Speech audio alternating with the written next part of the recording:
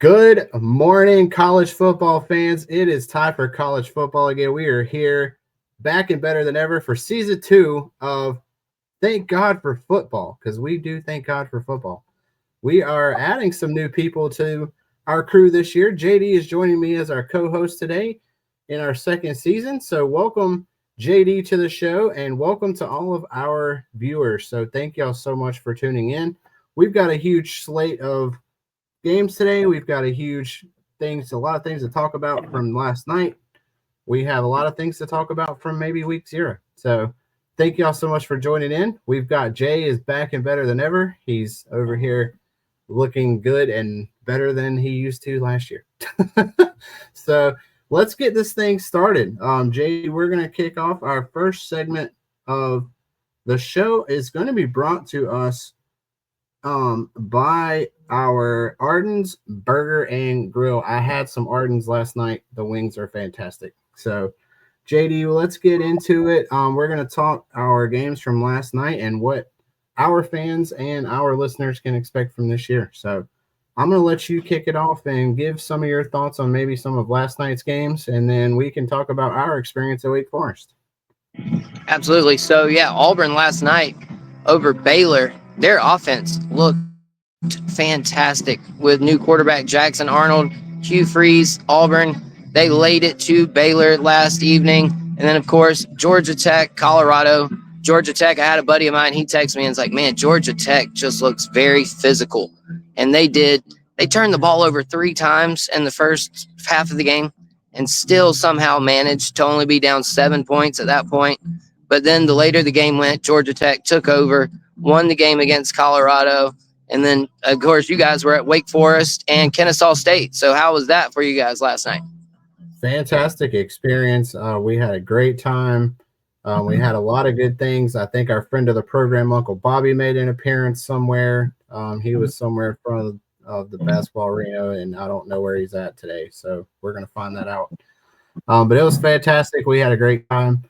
It was a really clean football game. Honestly, there wasn't very many turnovers. Both defenses played extremely well after the first drive. Both teams opened up the scoring on their first drives, both going 75 yards for touchdowns. Kennesaw State missed the PAT, which ultimately ended up being the difference in the game, as Wake Forest ended up winning that game 10-9. So could not have been more satisfied with that game. Very nice people in Winston-Salem. Very beautiful campus overall. So could not be more happier with that. So we would like to welcome in everybody. We've got Mark with us this year as well. So Mark is going to be helping us out with some of the Big Ten games today. So we're excited to have him join the show as well. But I think that was a really good recap from kind of the night that was. We're going to kick off our next segment where, JD, you and I are going to break down some of our ACC games this week. So we're going to go ahead and get right into that. And we would really like to thank our newest sponsor over here, and our newest partner this year is with Clemson Family Wish. We are very excited about their cause. They help a lot of people around the state of South Carolina, and we're really looking forward to adding them to our show this year. So, JD, I'm going to kick it off with us. Realistically, the very first game might be one of the better ones. Syracuse, Tennessee is a game that I had kind of earmarked. I think it's going to be really, really good. It's at noon today, and it's part of the Aflac kickoff. So I'm going to let you give your thoughts first on what do you think you're going to be able to see and what can fans expect from this game. Right on. So Syracuse and Fran Brown, they just seem to have gained tons of momentum. I personally know someone who played with Coach Fran Brown. He's an assistant coach for Hillcrest High School, Jada Sullivan. He played with Fran Brown, and he's telling me that they have something going into this year. They're going to look to capitalize on their momentum from last year. And then you've got Tennessee, new quarterback in Joey Aguilar after the Nico Iamaleava situation. And can Josh Heupel turn another quarterback into a very good one in Joey Aguilar? Give me Syracuse winning this game against Tennessee in an upset. I like that. Tennessee, I do think, is going to be down a little bit this year. I don't think they have as good of a defense as they had last year. Defense really carried them last year, and I really do like what Fran Brown did last year at Syracuse as well. The only thing I do not like about Syracuse this year is their quarterback is now gone as well. And I really like what McCord did for them last year. So I really think this game's going to be close, though, than the experts think. But I am going to take Tennessee this for our first preview game of the week. And then we also decided to hit the next one, which obviously is a huge 3:30 matchup. And I honestly am going to have a little bit of different thoughts, but the Alabama Crimson Tide are heading to Tallahassee to take on the Florida State Seminoles today at 3:30 on ABC. So I'll start off with that one. I've got a little bit of different feeling about this game, JD. I don't know how much you think about this, but I think the Noles are better than they were last year. I think their defense is way more talented than what they were at this time last year. I think their quarterback situation is a little bit better than what it was last year.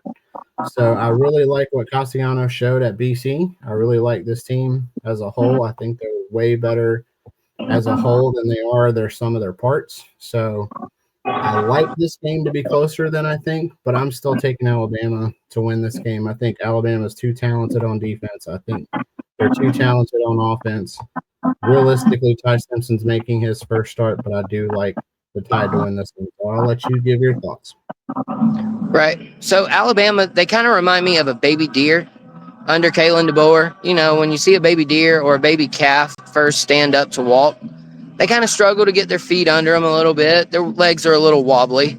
And so I kind of feel like that was the first year for Kalen DeBoer at Alabama. They were that baby calf or that baby deer trying to get up and stand up and walk. I fully expect them to make a rebound this year. They're going to be 10-2, 11-1, most likely, somewhere in that range.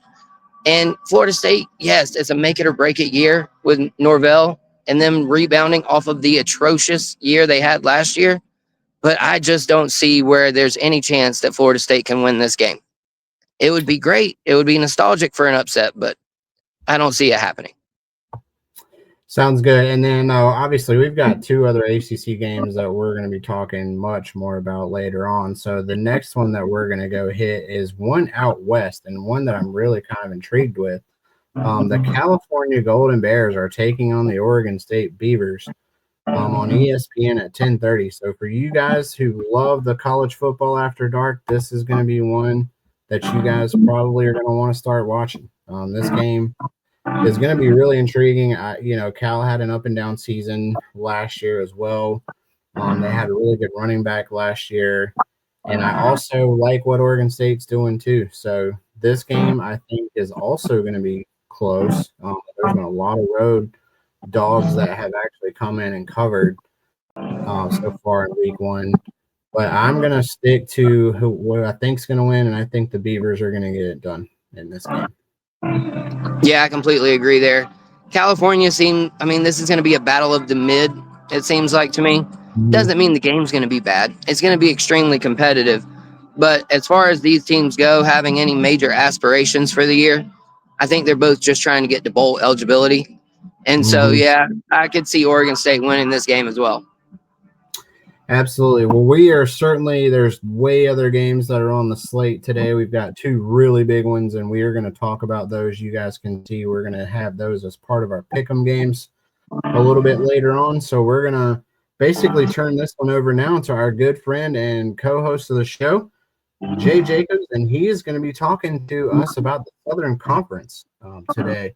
And this segment is going to be brought to us by Beef and Rib. So, Jay, I'm going to let you take that away.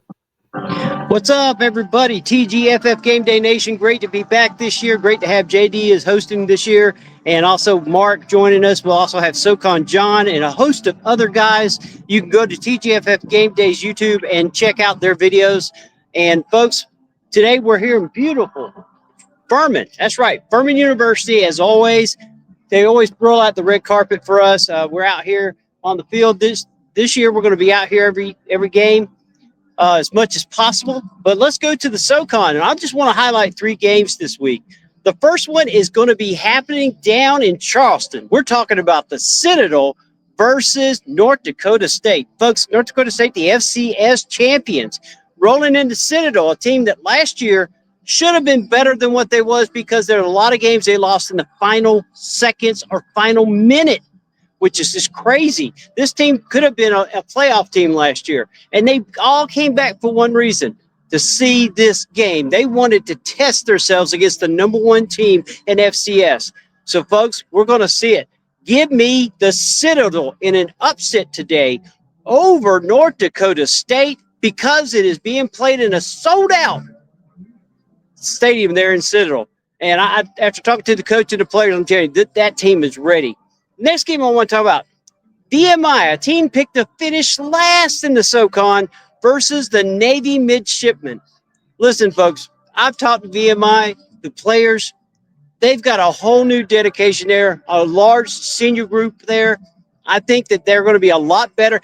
The whole SoCon in a whole is going to be a tough one. This is the only league right here, folks, that plays every member. Everybody plays everybody. So there's no ducking, no finding somebody else to play. They play each other every single year.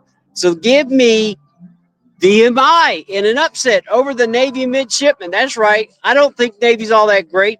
I've watched some tape from last year. Some of the players that they were good are not there anymore. So give me VMI in an upset over Navy. Then where we got the big one here, Furman and William and Mary. William Mary rolls in here after beating Furman last year up in Williamsburg, Virginia. And Trey Henning got knocked out in that game. This game is going to be different. It's being played at home. Furman is ready. I think Furman's going to take this game, and it's going to be by 7 points. It's not going to be a blowout by any means. Furman's got a lot of experience on their team this year. They bring back Trey Hayden back. They also have a strong defense. So give me Furman this year, and that's my SoCon. Now you know. Thanks so much, Jay. I appreciate that. So our next part of our show, we are going to be talking with our newest correspondent, Mark. Mark and JD are going to be talking a little bit of Wofford and East Tennessee State. So if you guys can get ready for that, and we will tell you that this part of our show is brought to you by True Victory. Hey, Justin. Mm-hmm. This is actually the part where we're going to be going to Smokey and UT Chattanooga, and he will be doing this thing on video. Okay. So do y'all? You going? All right, Jay. Thanks so much for all of that amazing take there on the Southern Conference for us. We appreciate that. I hope y'all enjoy that live event there at Furman today. Next up, we're going to have our other newest correspondent of the season. His name is Smokey, and Smokey's going to be talking about the UT Chattanooga game and Memphis. And you guys are going to be able to see that brought to us by True Victory this week. You guys are going to be able to check out his take on the UTC and Memphis game on our TGFF GameDay YouTube. So thank you so much, Smokey, for doing all of that. Next up, we're going to have our other newest correspondent, Mark. He's going to talk a little bit about the East Tennessee State game this week. Mark, take that away for us. Well, I'll actually take the East Tennessee State. Mark's going to be the Wofford guy. So, yeah, East Tennessee State, they are playing this weekend. They're looking to play both of their quarterbacks, both graduate transfers, Cade McNamara and Jacoby Criswell. I think that's really interesting that they were able to land both of those guys. And apparently they couldn't hash it out in the competition in training camp. So they're going to go into game one trying to figure out who's going to be their starter. I recently spoke with Charlie Browder, the tight end for them. He's excited about this season. I've actually picked East Tennessee State as the SoCon winner this year. So I'm looking forward to seeing them get on the field this week. Awesome. Well, Mark, go ahead and take that away, too. I'm going to let you talk Wofford now. So right now, this is the third year under Coach Watson. So Wofford is really looking to rebuild. They off of a 5-7 season last year, where they did win 3 out of the last 5 games, though, last year. Tonight they play South Carolina State in Orangeburg. South Carolina State, was the MEAC conference champions last year, but Wofford's coming in on a rebuild. Right now, Justin Watson is not named a quarterback yet. He has three that he's looking at. He has a JT Fayard, who is a transfer from Northwestern State. He also has Jaden Whitaker and a freshman they're high on, Ethan Drum. So, right now there's been no starter name, so that's going to be a game time decision.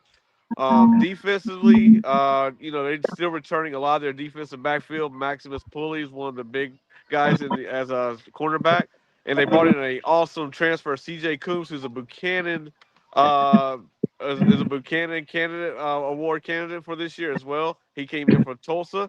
So right now, like I said, they are looking to try to pull off the upset. This game has not been played since 2017, which Wofford did win. I'm Even though I'm hoping for Wofford, I'm going to say South Carolina State in a close one, just based off of the home field advantage from that game. Awesome. Great takes there, Mark. All right, so Jay is going to come back to us this week, and he's going to talk to us about our underdog pick of the week, and that is going to be brought to us by Sitting Pretty Dog Grooming. So, Jay, tell us who you got this week for your underdog pick of the week. Well, as we know, the underdog is sick this week. He's at the veterinary. We don't know when he's going to be back, but what we're going to do is he sends us his picks. So the underdog has picked Citadel over North Dakota State this week. That's the biggest underdog going right now in FCS.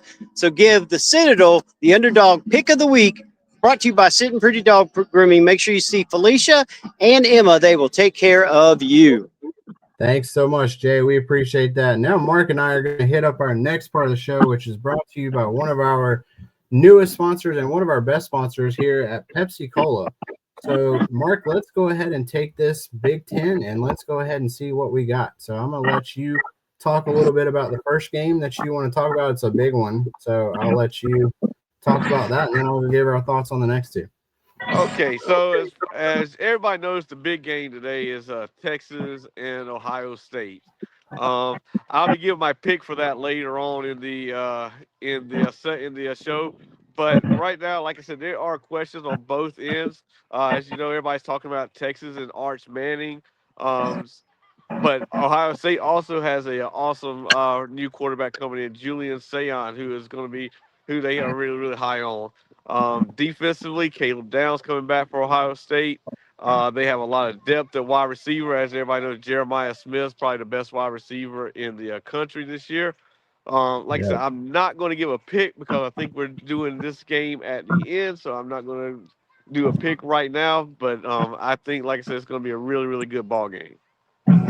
It'd be really fun. I'm very excited to see Arch make his first start today on the road in Ohio. I'm pretty sure it's going to be a really tightly contested till the fourth quarter type of game. I think it's going to be tons of back and forth. I really do like Texas's defense as well, but I really like Ohio State's offense this year too. So I just think it's a battle of the two strengths, and I really like.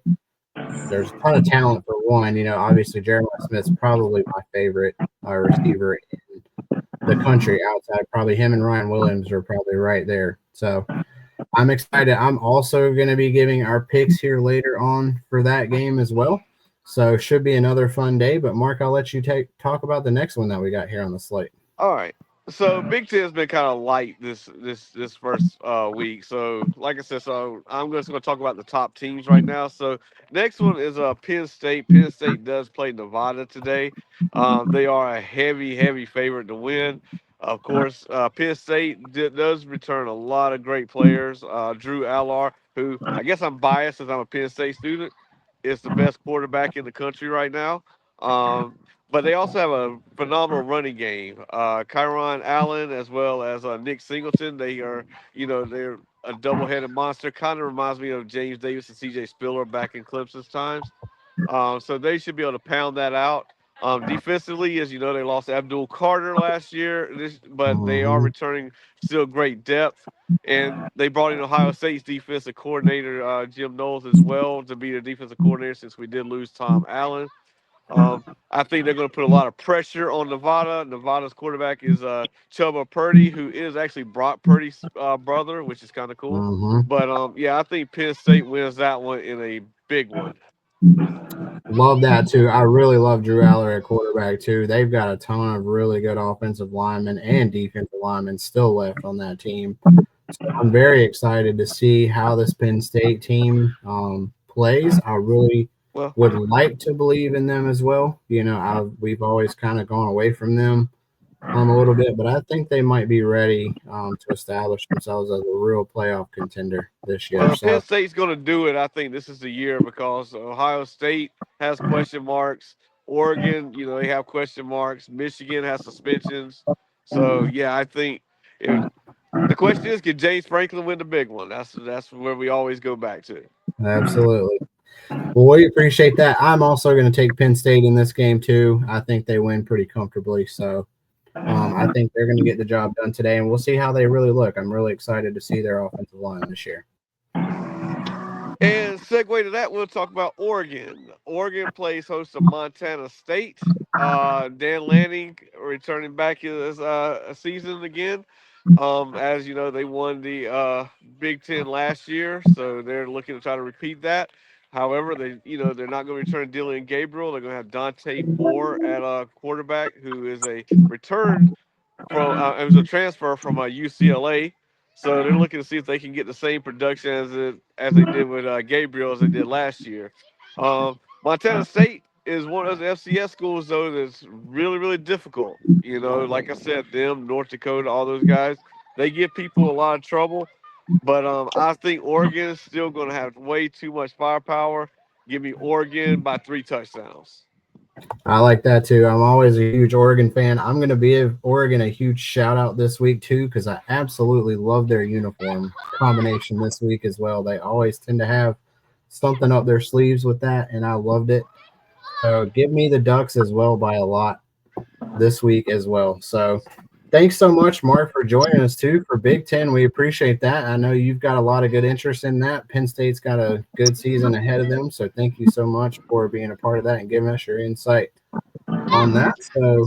But we are going to head to the Southeastern Conference now, and our good friends over at the Coaches Box are going to be talking the SEC, and you guys are going to be able to catch that on our TGFF GameDay YouTube channel as well, which is brought to you by our friends over at Hyundai of Anderson. And we would really like to thank our friends over at Hyundai of Anderson for doing that. But catch our segment for the SEC on our YouTube channel with our friends over at the Coach Box on TGFF GameDay.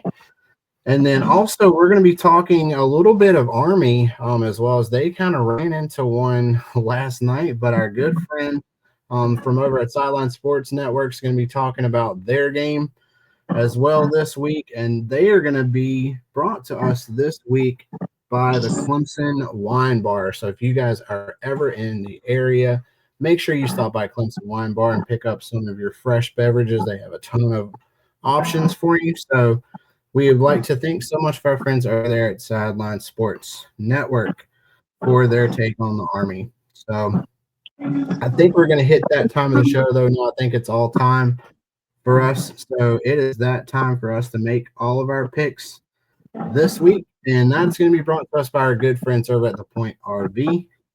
So thank you so much for them over at Lake Hartwell. We really do appreciate that. We partnered a lot with them last year. Going to continue that partnership this year. So this time we've got 7 games this week, fellas.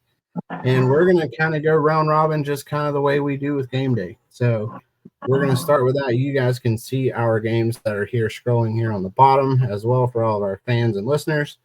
So we're going to start with a Monday game, the only one that's on Labor Day. We're going to start in the ACC Big 12 matchup of TCU and Monday. And Mark, I'm going to let you kick it off with you being our newest correspondent this year. All right. So, yeah, I think that's going to be a tough game.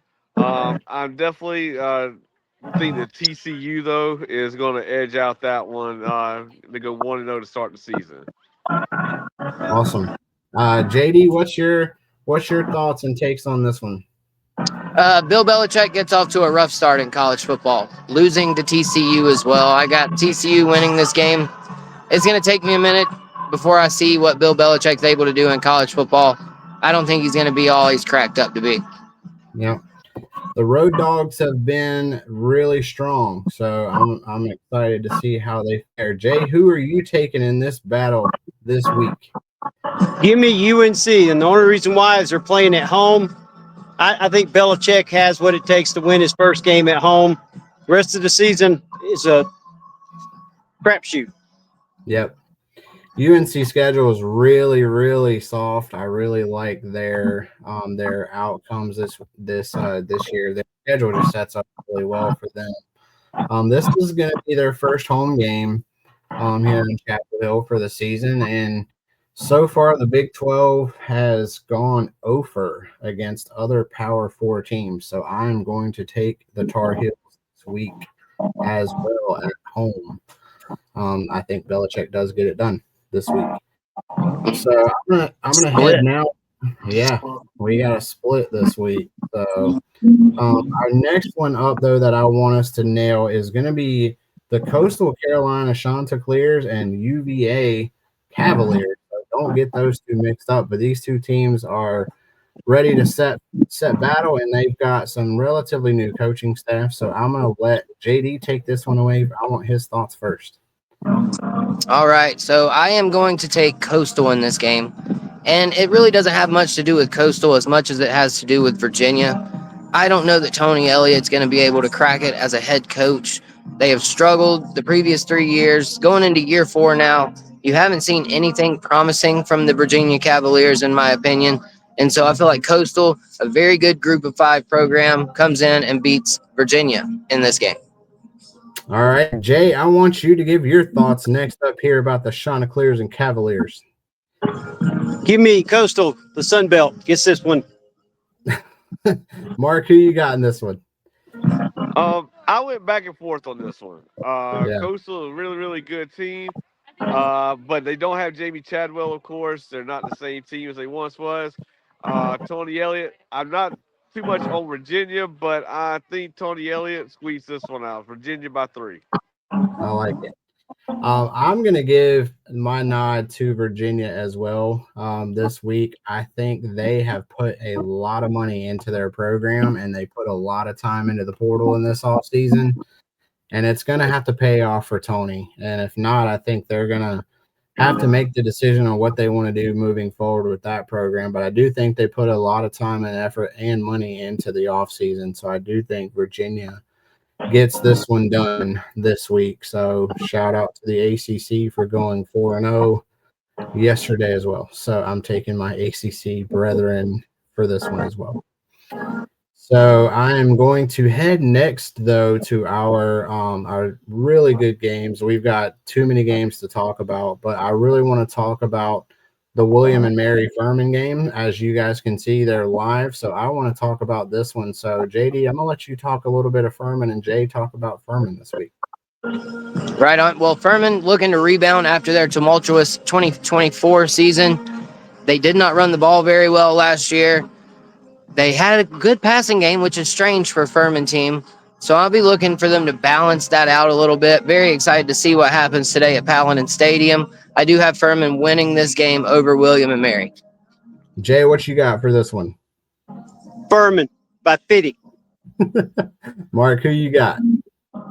I'm going Furman also. I've taken Furman. That is a clean sweep across the board today for the Furman Paladins. Let's hope that our guys there on scene have a fantastic day there at Paladin Stadium. It is a great place. I think they bring back a lot of good talent. So really good to see on that as well. And then the next one really is what I wanted to talk about too. It's, if you guys know about, heard about, I'm sure you've seen it. It's the ESPN's 30 for 30. It's Catholics versus criminals, and it's Catholics versus criminals round 2. So who do we have in Notre Dame, Miami? This should be an absolutely fantastic game. So, Mark, I want you to give your thoughts first on that one. Both teams lost a lot. Notre Dame lost Al Golden, their defensive coordinator. Of course, Miami lost Cam Ward. So that's definitely going to make it kind of tough. Give me the criminals in this one. So I'm going with the U on this one by 3 points. I like it. So, JD, who you going to take in this one? I'm going to take the Catholics, and it all comes down to the head coaching position. I trust Marcus Freeman more than I do Mario Cristobal. Yes, they lost a lot. Both teams did. They just reload when you're that good. So give me the Catholics over the Criminals. I like it. Jay, Catholics, Criminals, round 2. I agree with JD. Give me ND. I like it. I know I'm gonna completely sound like a really ACC homer in this one. I really do love Marcus. I want to give a shout out to Notre Dame. They are a really good football team. They're very disciplined. They play smart football, but sometimes the talent is just too much. And I really do think that Miami probably has one of the best offensive lines in the entire country. They're projected to have 2 picks in the first round. They also are projected to have 2 first-round picks on the defensive side of the ball. So I have taken the Canes this week to win the battle in the trenches against Notre Dame. So next up, we're going to head over to our good friends. Now, JD knows this one very well, so I'm going to let him start out with. Let's go talk South Carolina and Virginia Tech. So, JD, go ahead and take that one away. I would be lying to you if I said the Gamecocks are going to blow out Virginia Tech. We do not play well in home openers or openers in general typically. Preseason hype does not do the Gamecocks any favors normally. Virginia Tech will keep this game close as they have played in 12 one-possession games over the last 2 years. They have lost 8 of them. I don't think they'll turn it around with the Gamecocks. Give me the Gamecocks in a close one-possession game. Hopefully the defense makes the play to seal the game. I don't want to see the kicker do it. Let's go see what Jay's got to say about this one. Enter Sandman. Give me Virginia Tech. Mark, who you got this week? Neutral site field. Carolina has questions at running back because their running back just got cleared, so we don't know how well they're going to be. New offensive coordinator, but I'm still going to go with the Gamecocks by 3 on this one. I like y'all's takes. I really do enjoy this. Both of these teams are really disciplined. They play smart football, but again, I'm one of those that talent, Jimmy's and Joe's, is a lot better sometimes than X's and O's. And I really like what Sellers is doing at quarterback there for South Carolina. So give me the Gamecocks again this week to win that football game. So, and then our last 2 are probably our 2 biggest games of the week, and everybody knows it. Everybody's been waiting for the Texas-Ohio State game at the Big House. We've got Arch Manning making his first start. So I'm going to let our newest correspondent, Mark, take that one first. What is your take on the Horns and the Buckeyes this week? Well, like we talked about earlier, this is going to be a really, really good game. Just a correction, the Big House is in Michigan. Yes, sorry. I'm sorry. It's the old house. But like I said, man, I mean, everybody's hyped up Arch Manning. Everybody's hyped up this Texas team. Ohio State is way, way too deep, especially the wide receiver position. Defense, they're returning, like I said, Caleb Downs, turning a bunch of other players as well. I don't think it's going to be that close. Give me Ohio State by 2 scores. Absolutely. With the way that Ohio State's played at the Big House, it might as well be Ohio State's old stadium too. So, JD, what's your take on this one? I've gone back and forth on this one many times. Texas, Ohio State, to me, they are both identical teams. They're both loaded on the roster, obviously. They do have question marks with new quarterbacks, Arch Manning and Sayan.